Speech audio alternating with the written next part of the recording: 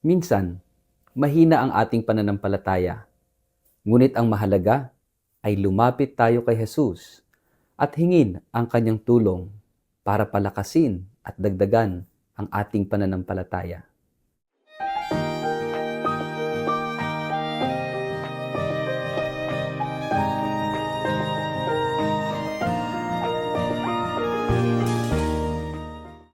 Ang mabuting balita ng Panginoon ayon kay San Marcos. Nang magbalik sila, naratnan nila ang ibang mga alagad na napapaligiran ng napakaraming tao, gayon din ang mga tagapagturo ng kautusan na nakikipagtalo sa kanila. Nang makita si Jesus ng mga tao, nagulat sila at patakbo nilang sinalubong at binati siya. Tinanong ni Jesus ang kanyang mga alagad, "Ano ang inyong pinagtatalunan?" Sumagot ang isa mula sa karamihan, "Guro, dinala ko po rito sa inyo ang aking anak na lalaki dahil siya'y sinasapian ng masamang espiritu at hindi makapagsalita. Tuwing siya'y sinasapian nito, siya'y ibinubuwal.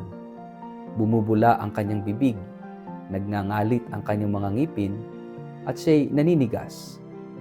Hiniling ko po sa inyong mga alagad na palayasin nila ang masamang espiritu, ngunit hindi nila ito mapalayas." Sinabi ni Jesus sa kanila, "Lahing walang pananampalataya. Hanggang kailan pa ba ako mananatiling kasama ninyo? Hanggang kailan ko kayo pagtitiisan?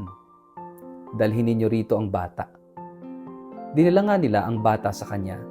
Nang si Jesus ay makita ng espiritu, biglang pinapangisay nito ang bata. Ang bata'y natumba sa lupa at gumulong-gulong na bumubula ang bibig. "Kailan pa siya nagkaganyan?" tanong ni Jesus sa ama. "Simula pa po noong maliit siya," tugon niya. "Gusto po siyang patayin ng masamang espiritu. Madalas inihahagis po siya nito sa apoy at itinatapon siya sa tubig. Subalit kung may magagawa kayo, kami po ay kaawaan at tulungan ninyo." "Kung may magagawa ako?" tanong ni Jesus. "Mangyayari ang lahat sa sinumang may pananampalataya." Agad namang sumagot ang ama ng bata, "Naniniwala po ako. Tulungan po ninyo akong madagdagan pa ang aking pananampalataya." Nang makita ni Jesus na dumadami ang mga tao, sinabi niya sa masamang espiritu, "Inuutusan kita, espiritu ng pagkapipi at pagkabingi. Lumabas ka sa bata at huwag ka nang babalik sa kanya." Nagsisigaw ang masamang espiritu, pinangisay ang bata at saka lumabas. Nagmistulang bangkay ang bata, kaya't sinabi ng marami, "Patay na siya." Ngunit ang bata'y hinawakan ni Jesus sa kamay, ibinangon at ito'y tumayo. Nang pumasok si Jesus sa bahay, palihim siyang tinanong ng kanyang mga alagad, "Bakit po hindi namin napalayas ang masamang espiritong iyon?" Sumagot si Jesus, "Mapapalayas lamang ang ganitong uri ng espiritu sa pamamagitan ng panalangin." Ang mabuting balita ng Panginoon. Word of the day, hear what God has to say.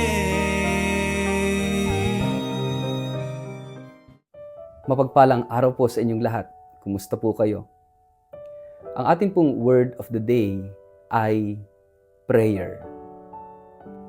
Mga kapatid, sabi ni Mother Teresa, "The fruit of silence is prayer, and the fruit of prayer is faith."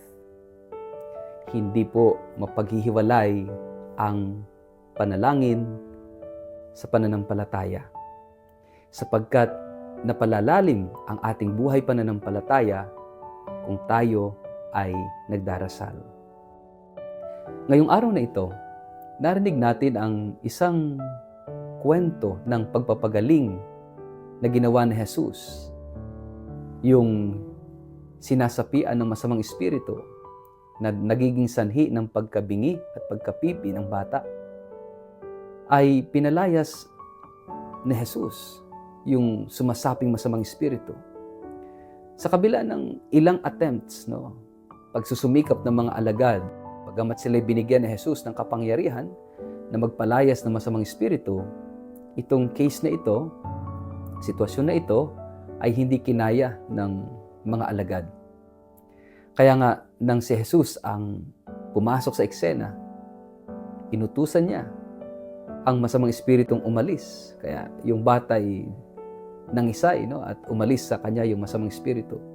Kaya ang tanong ng mga alagad ni Jesus nang sila-sila na lang, bakit po hindi namin nagawang palayasin ang masamang espiritu?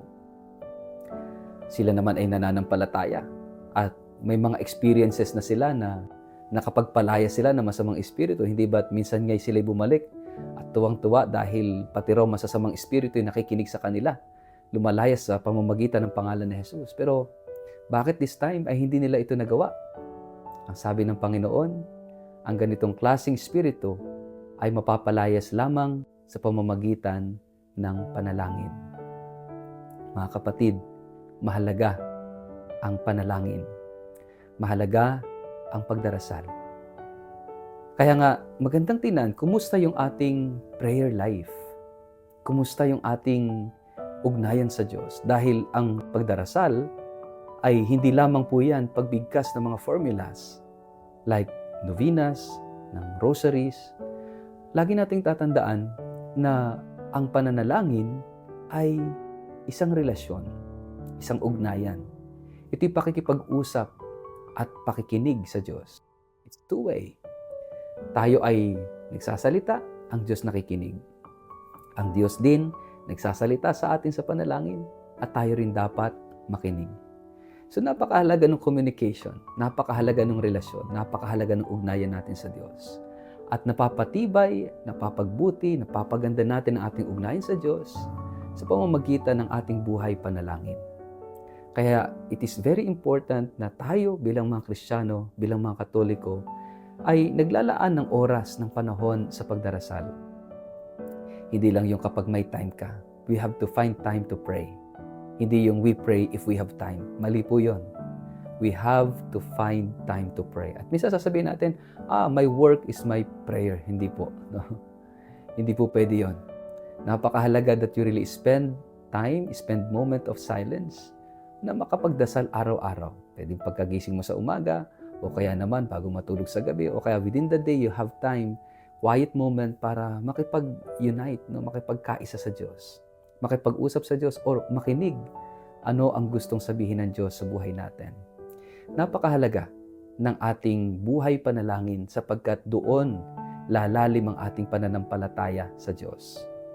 Kapag tayo ay malalim ang buhay panalangin, alam nyo, walang pagsubok na hindi kayang harapin, walang hirap na hindi kayang buhatin, at walang masamang espiritu na hindi kayang palayasin. Ito yung sinasabi ng ating Panginoon dito. Sa pangalan ni Jesus, mahalaga, no, ay tayo nagdarasal, mahalaga na tayo ay nakikipag-ugnay sa Kanya. And this relationship with Jesus will strengthen us, will give us the power para palayasin ang masamang elemento, para itaboy ang masasamang espiritu sa buhay natin. Yung espiritu na tumutukso sa atin, yung espiritu na nagpapahirap sa atin, yung espiritu na gumugulo ng isip natin, yung espiritu na nagbibigay sa atin ng sakit, no? Yung masasamang espiritong ganito ay kayang palayasin sa pamamagitan ng dasal. Dasal na may pananampalataya. Kaya nga napakahalaga ng life of faith and life of prayer.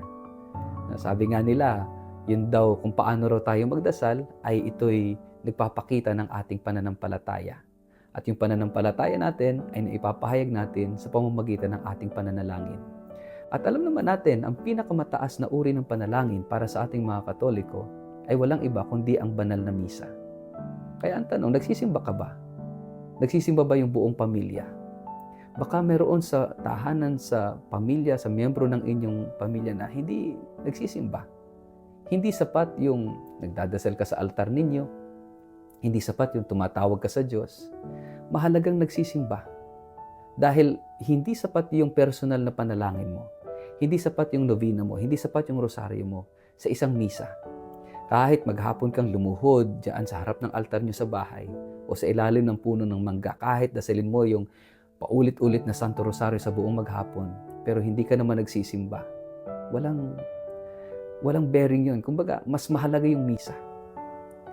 Mahalaga din yung mga devotions, mahalaga din yung personal prayer, pero hindi katapat, hindi kayang tumbasan nung banal na misa, yung mga panalangin natin, at yung panalangin natin hindi equivalent sa isang banal na misa. Hindi po. Para sa ating mga Kristiyanong Katoliko, the highest form of prayer is the Mass. Sapagkat doon nag-uumapaw ang biyaya ng Diyos. Doon lumalalim ang ating buhay pananampalataya kasama ng iba pang mga mananampalataya. Kaya nga mga kapatid, kung tayo ay may mga personal prayers, that is very good. Kung mayroon tayong mga devotional prayers, that's very good.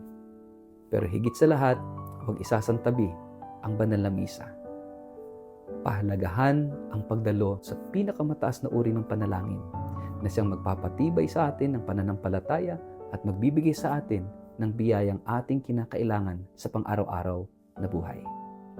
Mga kapatid, tingnan natin at suriin natin ang ating buhay pananampalataya at ating buhay panalangin. Sa ngalan ng Ama at ng Anak at ng Espiritu Santo. Amen.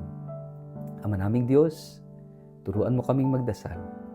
Turuan at tulungan mo kaming magpalalim ng aming buhay pananampalataya upang kami maging matatag sa mga hamon sa buhay, araw-araw. Amen. Pagpalain po kayo at ingatan ng makapangyarihang Diyos, Ama at Anak at Espiritu Santo. Amen.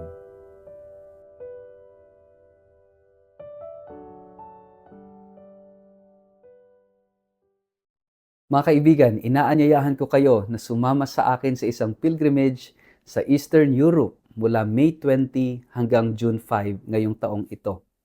Bibisitahin po natin ang Switzerland, Liechtenstein, Hungary, Slovakia, Germany, Czech Republic, Poland at Austria. Lalakbayin natin ang mga yapak ng mga santo, mananalangin sa mga kahangahangang simbahan, at palalalimin ang ating pananampalataya ng sama-sama. Higit pa po ito sa isang paglalakbay. Ito ay isang espiritual na karanasan. Kaya sana, huwag nating palampasin ang pagkakataong ito. At para po sa mga karagdagang detalye ng pilgrimage na ito, at kung gusto nyo magpareserba, makipag-ugnayan po kayo kay Toby sa 0917-317-4536 o mag-email sa inquiry@tobiyahe.com. Magsama-sama po tayong maglakbay sa pananampalataya at maranasan ang presensya ng Diyos sa puso ng Europa, lalong-lalo na ngayong Hubileo ng Pag-asa. Magkita-kita po tayo.